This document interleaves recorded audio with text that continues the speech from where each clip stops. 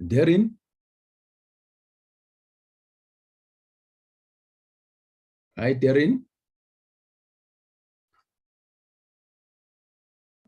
Good morning, Chairperson, honorable guests. Hi. Okay, you know we can't start without you. Okay, the time is exactly at 9 o'clock on the 1st of September 2021. Happy Spring Day to everybody on the platform. Good morning, honorable members.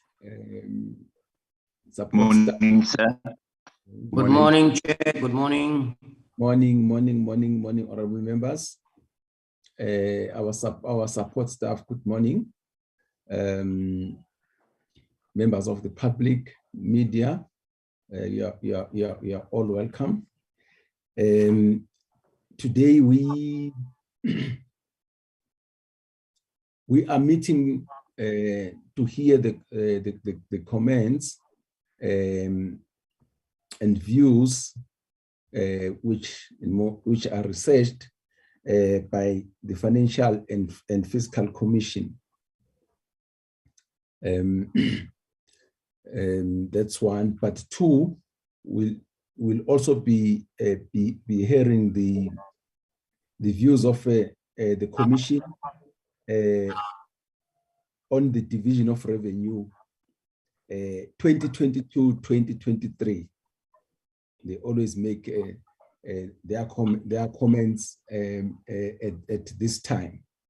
The division of revenue, just for the benefit of the public out there, is the division of nationally raised revenue among three spheres of government. So FFC at this time of the year, they would make their suggestions, their observations. So that's another presentation that we are going to get today. The comments and the views of FFC are very critical for the working of this committee and other finance committee and other committees in Parliament, especially as we deal with the money bills or preparing for money bills. So very much welcome FFC with a new leader today. I'm told the delegation is led by Dr. Mbava, who's the chairperson of the FFC. Welcome, sir, and all of the best in your new responsibility, and in our looking forward to health interaction between the FFC and ourselves. Perhaps it's an opportune time for me to thank Commissioner Sachs, who held the fort after the sudden departure of Professor Platkis. So you're all welcome. I think before I allow you to come in, let me get, are we having any apologies, Darren? Chairperson, yes, we've got 3 apologies. It's from Ms. Dikhale, Mr. Mlenzana, and Ms. Shlonyana. Those are the 3 apologies. Okay, those apologies will be noted. Sorry, Chairperson. Yes, sir. Thank you, Chair, and I'm sorry to say that I am attending a health meeting, the appropriations, and also the chief whips at 10 o'clock. So I'm in and out, but I'm here to listen to this presentation. So please bear with me, Chairperson. Thank you. Thank you very much, Honorable Sheikh. I think we'll note those presentations. Dr. Mbava will give you about an hour maximum for all your presentations, and then after that, we allow the committee to deliberate on the presentation, and they'll be asking some questions, some clarifications, and then and then that will take us to the next agenda item. Dr. Mbava, I'm back to you. The time it's about 9:05. So you have got until 5 past 10. So as to who speaks on what and so on, you won't be hearing from me until 5 minutes past 10. Dr. Mbava? Chairperson, if you will allow, I would like to formally introduce Dr. Mbava to the committee. That's fine. Do it anyhow, it's fine. Thank you very much, Chairperson. As the CEO, it's my absolute pleasure to introduce you to the FFC's full-time Chairperson, Dr. Nombeko Mbava, who has been with us since the 17th of August. Dr. Mbava has a PhD in Public and Development Management and also an MBA from Stellenbosch University and a Bachelor of Arts degree for, majoring in economics from Smith College, Massachusetts. She brings a wealth of experience, having served on many boards, and she has also headed monitoring and evaluation units in public entities. So even serving as a board member of the South African Monitoring and Evaluation Association. In a nutshell, Dr. Mbava has many academic achievements, and she has much experience in terms of leadership, governance, and also organizational strategy development. So from the side of the FFC, we are very welcome to have her on board, and we wanted to formally introduce her to you as well. Thank you very much. Thank you for that, Dr. Brown. Dr. Mbava, you are most welcome, as I've said, and looking forward to further interaction with the Commission. Dr. Mbava. Thank you so much, Chairperson, and to the members. Thank you for the warm welcome. As the newly appointed head of the Commission, I certainly look forward to working with the committee in the coming months and years as we serve the people of our country. Honorable Chairperson and honorable members, the Financial and Fiscal Commission tables its submission on the second Special Appropriation Bill 2021, as well as its recommendations for the 2022-23 Division of Revenue against the backdrop of a very fragile economic environment after the onset of the COVID-19 pandemic. The impact of the pandemic on the economy and to people's livelihoods continues to be costly. It has posed many challenges, including the efficacy of our macro-fiscal system in accommodating pandemic-induced challenges. It has also intensified the existing inequalities and condemned many people to unemployment and poverty. Questions abound on the impact of the pandemic on the state's fundamental obligations, the progressive realization of citizens' basic rights as enshrined in the constitutions.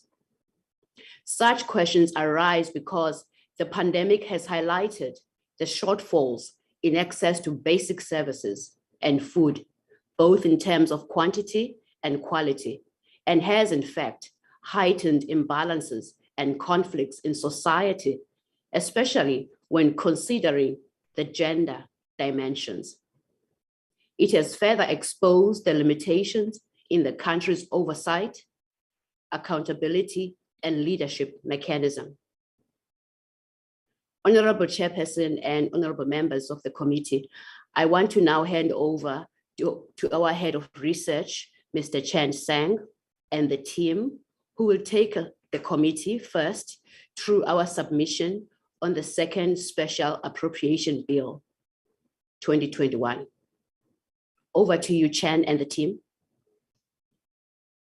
Thank you, Chair, and good morning, Honorable Chair and members. With your permission, this second Special Appropriation Bill essentially requests for additional money laced with extraordinary funds for emergency situations, i.e. the section 16.1 of the PFMA, totaling, as you now know clearly, that it is 32.85 billion to be appropriated. To employ, as a former chair always said, Professor Plaik, is the principle of proportionality, or simply just to get a sense of its quantum, honorable chair members, this 32.85 billion is double the amount of the fiscal consolidation in the 2021 budget, main budget expenditure, where its spending was was planned to be reduced by 16.4 billion for the 2021-22 financial year. This special appropriation is also 10 times the size of the fiscal consolidation amounts planned for the total appropriation by vote, i.e. national sphere of government, for this financial year.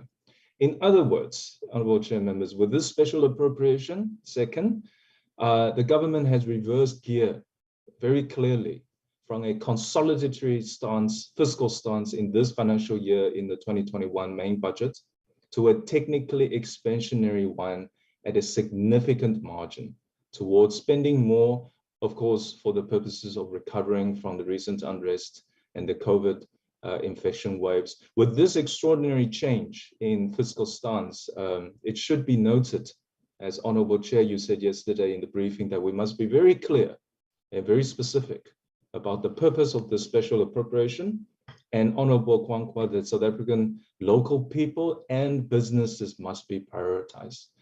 With that, Chair, I will share slides now and hand over to Sianda to take you through the presentation proper. Thank you, Sianda. Okay. Thank you, Chair, and good morning, Chair and honorable members. I will be taking you through the first part of the presentation. Next slide. Recording in progress. Next slide. We see that the total appropriation by vote experienced a reduction of about 2.3 billion in the 2021 budget. But looking at the sub-national transfers, we see that they gained by 5.2 billion due to provisional allocation for contingencies, mainly the COVID-19 response. We also see that provisional equitable share and conditional grants were adjusted downward by 50.3 billion and 2.2 billion from the 2020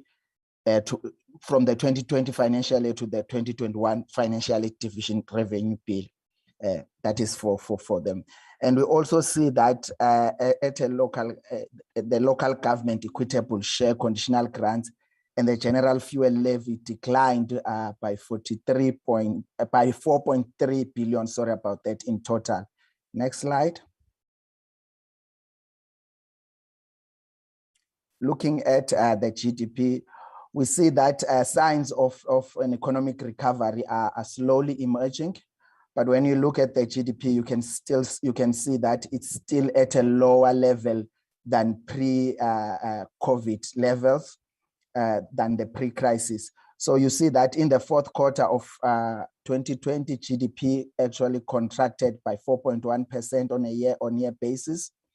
And when you look, you look at the 21 first quarter, you see that the economic recovery still continues, but GDP still contracted by 3.2% on a year-on-year basis. But when you look at the largest contributors and on a quarterly basis, you see that finance and mining, trade and industry were positive contributors to GDP growth on a quarterly basis. Next slide.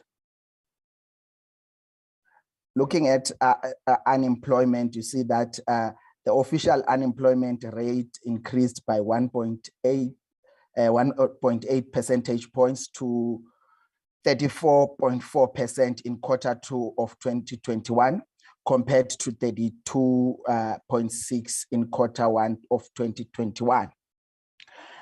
And when you look at the expanded definition, you also see that the unemployment rate, according to the expanded definition, increased by 1.2 percentage points to 44.4% in Q2 of 2021. But when you also look, is that what you see also is that this is the fourth consecutive quarter where unemployment has increased since the onset on COVID-19. However, it should be noted that during Q3 and Q4 of 2020 and Q1 and Q2 of 21, many of the regulations were relaxed, which allowed for job search, and this played an important role in people actively seeking for employment. And whereas when you look at Q2 for 2020, the country was still under lockdown regulations, which prevented people from looking for employment. Next slide. On the fiscal side, we see that the consolidated budget deficit has reached a record high of 14% of GDP in the 2021 financial year. And it is also projected to narrow to 6.3% of GDP by the 2023-24 financial year. And when you look at debt, gross government debt has increased to about 80.3% in the 2021 financial year. This is from 63.3% in 2019 financial year, and this is mainly driven by COVID. And you see that the National Treasury expects that gross government debt to stabilize at around 88.9 or 89% of GDP in the 2025-26 financial year. And what you would note is that the rebasing of GDP compresses to some extent these percentages, but the trends are likely to remain the same, even though there would be the rebasing of the GDP. Next slide. I'll hand over to Sasha here to continue with the presentation. Thank you. Thank you, Siyanda, and good morning, members of the committee and other colleagues. This section of the presentation will hone in on the actual special appropriations being proposed. As Chen has mentioned, and as we see in the table on that slide, a total of 32.85 billion in additions is being proposed.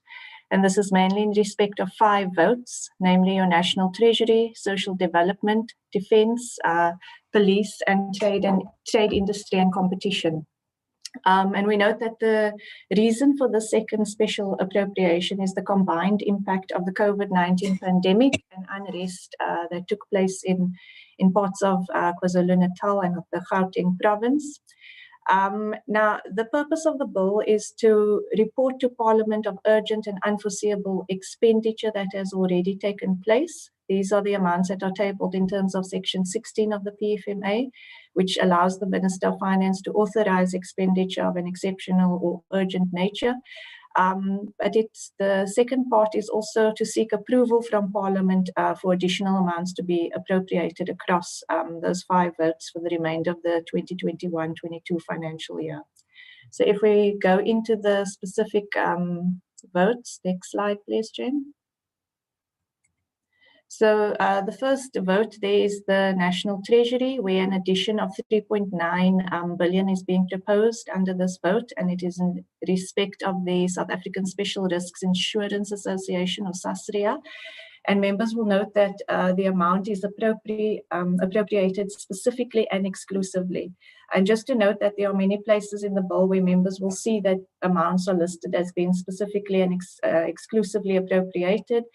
And what that means is that it is an amount that may be used only for that purpose indicated in the bill, unless the amount or the purpose is amended in terms of an act of Parliament. So this 3.9 billion aims to assist in responding to the impacts of the unrest again that occurred in in KZN and Gauteng in July. And the amount is meant to assist SASRIA in honoring claims from insured clients that have suffered damages to their businesses. So the Commission agrees with the step to support the recovery of businesses, especially your small and medium-sized enterprises who have been hard hit by the unrest. If we move to the next slide, please. The next proposed addition is to the social development vote, and it's in the amount of 26.7 billion. Of the total amount being added to this vote, 26.2 billion is in respect of the reintroduction of the social relief of distress grant. We also note that this amount of 26.2 billion includes just under 10 billion that has been tabled in terms of section 16 of the PFMA, which means that it has already been spent or transferred to the South African Social Security Agency. So the largest share of the money being added to the social development budget is in respect of the social relief of distress grant, but we also see that 500 million is being added in respect of transfers to SASSA for grant administration. And half of that money has already been transferred. So that portion again of the amount is being tabled in terms of section 16 of the PFMA.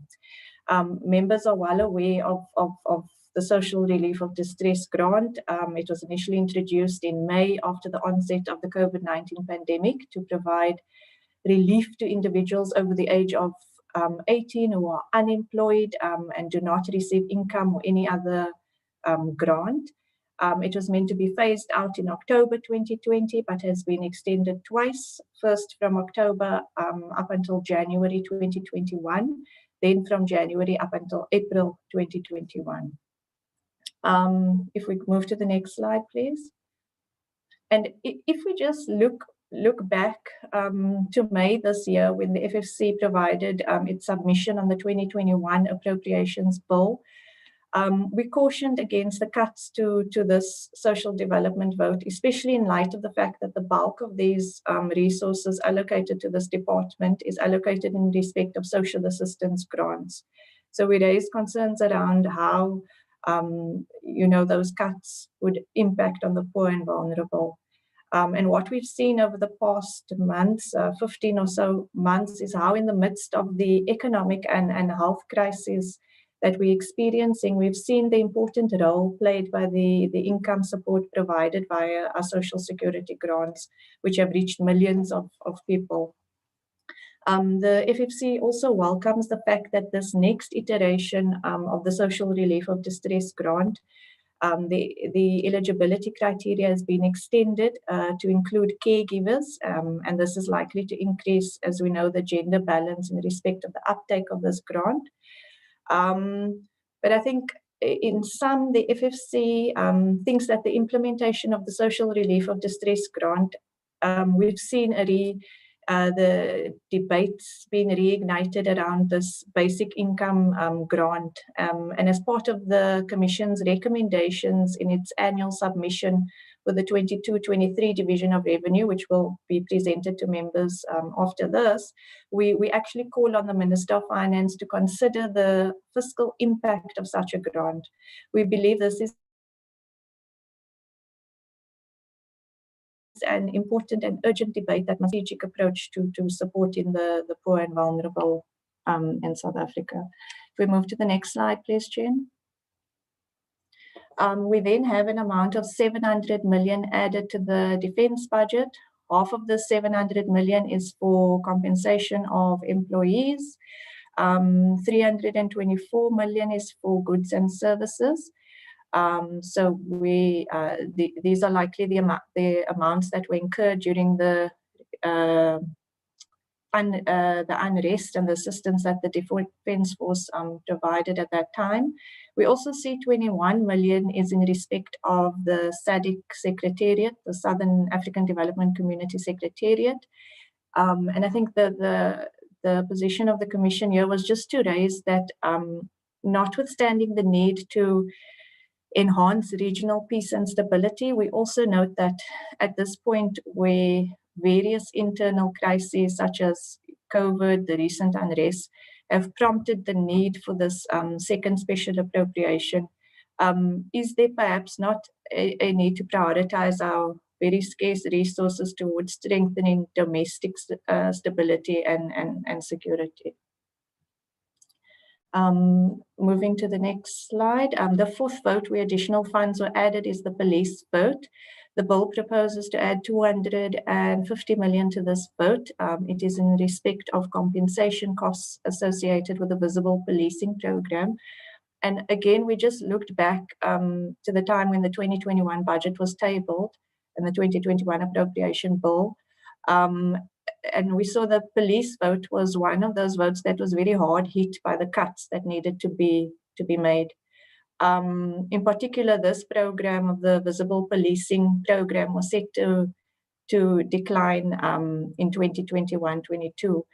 At the time, questions were raised around how this department would absorb the cuts in their resources, especially the cuts to this visible policing program, since this is a core program that focuses on community safety, reducing violence against women and children. If we move to the next slide, please. And according to the department, the plan to manage the reduction in resources was to reduce personnel numbers. And the largest cuts to personnel numbers were there in the visible policing program. So, for example, it was anticipated that personnel numbers in that program would be cut by 3,499 people from between 2020-21 to 2021-22. So it does raise concern around how this department going forward will be able to meet its mandate around preserving community safety and security, especially since this is a labor-intense activity. So why do we reflect on this? It's really just to emphasize that whilst we appreciate that given the fiscal constraints we face, hard decisions need to be made around how to effectively spread the scarce resources. But we'd also highlight that as we go forward and we consider budgets for the upcoming financial year, that there is a need to weigh our options a bit more closely and in deciding what to cut. For example, is there perhaps not an opportunity to cut more on your non-core programs, such as the administration program in relation to your core programs here? So we just wanted to emphasize that point. If we move to the next slide, please, Jen. The fifth or last addition is to the trade, industry and competition vote. And the amount there is 1.3 billion. It's again in terms of section 16 of the PFMA. So this 1.3 billion comprises transfers to the Industrial Development Corporation, and it's to support businesses. And whilst the Commission appreciates the need to assist with the recovery of businesses and other key sectors of the economy that have been affected by the unrest here, we definitely think that more information is required. So we need to know who are the beneficiaries that will be supported, what are the conditions for the support, and what are the anticipated outcomes of the support. So more specificity is required. In terms of concluding comments, overall, the FFC notes that the need for this bill has arisen as a result of unanticipated domestic and regional unrest, and the bill is thus supported. But we would like to make a few additional observations or recommendations. Namely, we note that whereas the support provided for households and businesses post the unrest is critical, we must also be alive to the fact that the provision of the support means that other types of expenditure are likely to be negatively affected. And one likely type of expenditure is infrastructure spending.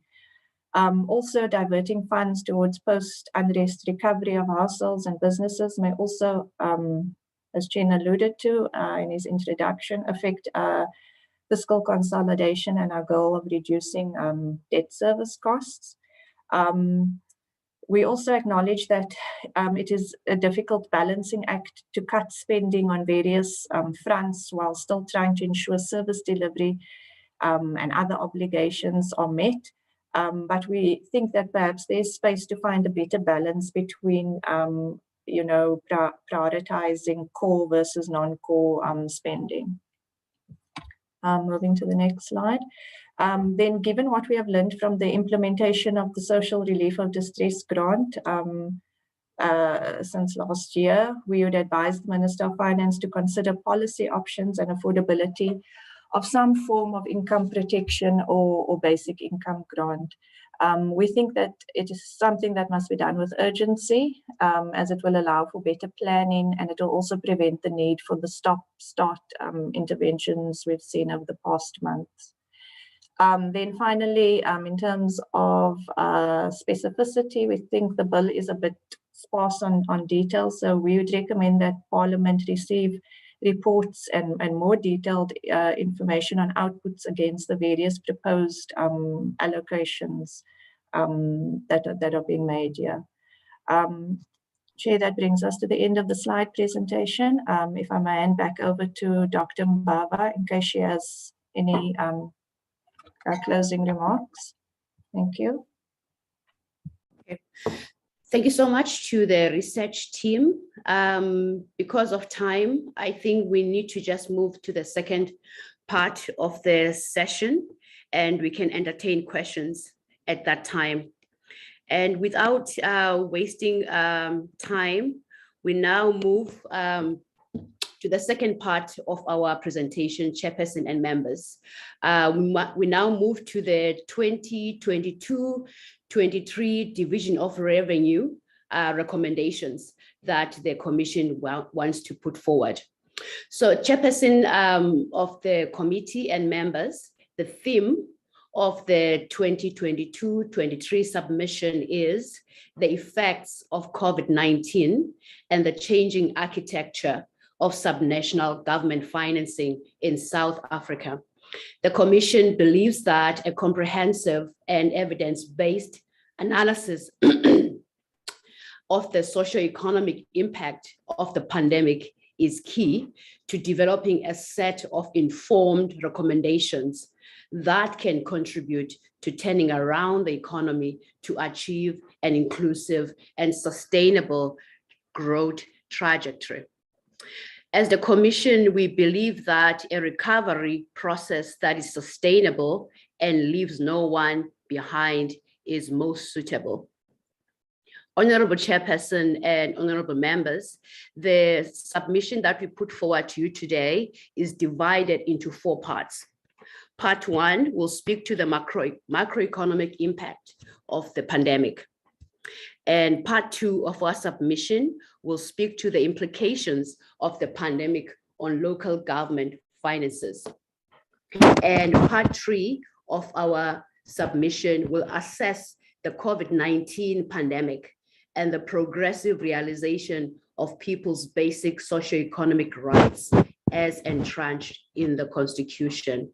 Finally, Chairperson and members, part 4 will consider the issue of oversight and leadership, which, if more effective, could assist in putting local government back on track to meet the needs of citizens and ensure better value for money spent. I want to now hand over again to our research team, led by Chan Sang, to take us through the presentation. Over to you, Chan. Thank you, Chair and Honorable Chair of the committee and members.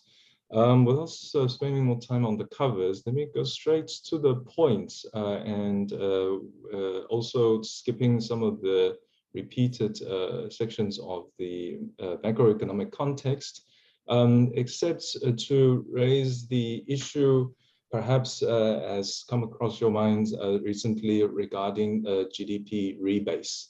Honorable Chair and members, the only thing that we'd like to, as Commission, from the technical perspective, like to raise is that in actual facts, the rebasing of the GDP really only somewhat compresses these ratios of it may be debt to GDP, it may be deficit to GDP, or any other kinds of ratios of GDP.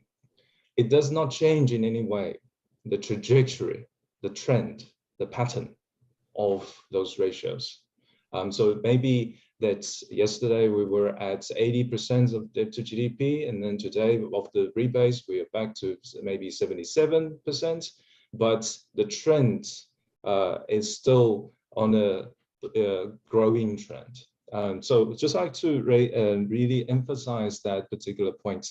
And in terms of international or peer comparisons, honorable chair members, you'll find that we are still behind Nigeria, we're still behind Egypt. So the ranking really doesn't help us in this instance of the rebasing of the GDP to really launch us forward or backwards in that regard.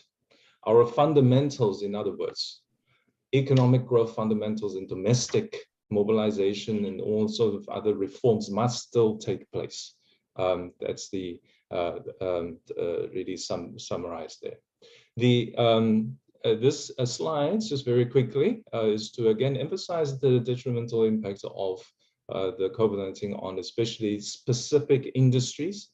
In this case, in particular, of course, is the tourism industry, and that's it shows also that the impact is differentiated in the sense that certain industries must change in the face of COVID, and that's going forward. It really raises the caution that that one needs to move with the trend and move with the dynamics of the pandemic.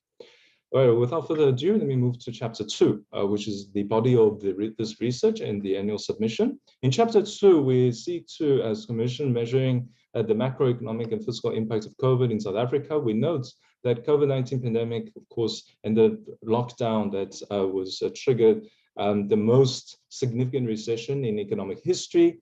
Inefficiencies in public sector service provision combined with the pandemic shock on the overall productivity, but on both the supply and demand side of the markets led to the highest level of unemployment, poverty, and inequality that we have ever witnessed. Moving forward is that our supply and productivity, as I said, adversely affected through mass unemployment and deficiencies in total factor productivity growth. On the demand side, as shown in this graph, shocks to consumption and investment in 2020 Q2 contributed to the fall in aggregate demand. Depletions in the inventory stocks and a lack of imports undermined a swift growth recovery through consumption. These factors combined, we see a low likelihood in conclusion of a quick recovery in the economy to pre-crisis levels or productions. In other words, honorable chair members, we are still in a catch-up mode despite the rebasing, despite the year-on-year or quarter-to-quarter changes that we've seen in the statistics recently. In the annual submission, we also examined the financial stability, shows that the producer price rose as a result of lockdowns. Recently, we also witnessed the hikes in the consumer price index. So these price hikes adversely affecting the consumer purchasing power and, of course, the livelihoods and welfare of the people. For people, of course, this means essentially that the affordability has decreased. In this graph, though, on this slide, as a result of the constrained economic and therefore fiscal space of the primary balance deteriorated even further with the onset of COVID, the fiscal impulse has been compelled towards a consolidatory stance at the end of 2020. In terms of revenue, we see that an increase in the concentration and dependence on personal income tax as well as value-added tax. So all our tax bases are moving towards more of the income-based, household-based, and consumer-based portfolio of tax. And that for public revenue generations, that means that that dependency and therefore exposure to sudden shocks in people's consumption patterns and income is a significant risk to our fiscal portfolio. Our research, most importantly, perhaps, our research shows that the fiscal leakages has resulted and undermines any positive spillover effects that economic growth has on reducing the public debt burden. So basically, no matter how much money that we throw at the problem in trying to solve it, to stimulate the economy through stimulating the economy, with the amount of fiscal leakages and cash redundancies resting here, resting there, leaking through the system, the economy simply will not grow because our fiscal multiplier, our fiscal impacts of the money that we put in, it's simply not reaching its target. We, the Commission, therefore, makes in this chapter the following recommendations based on the evidence researched.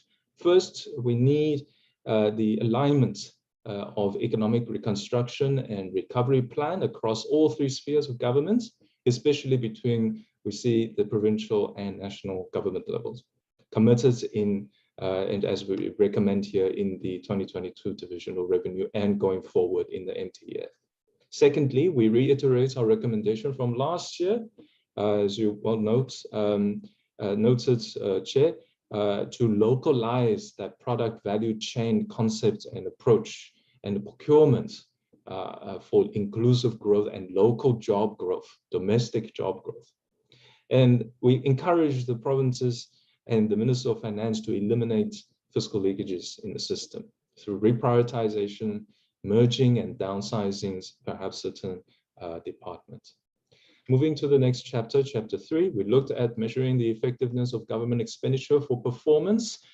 First, Chair, we look at the fiscal multiplier effects, as I alluded to, in relation to economic indicators such as growth, social developments in terms of unemployment and poverty.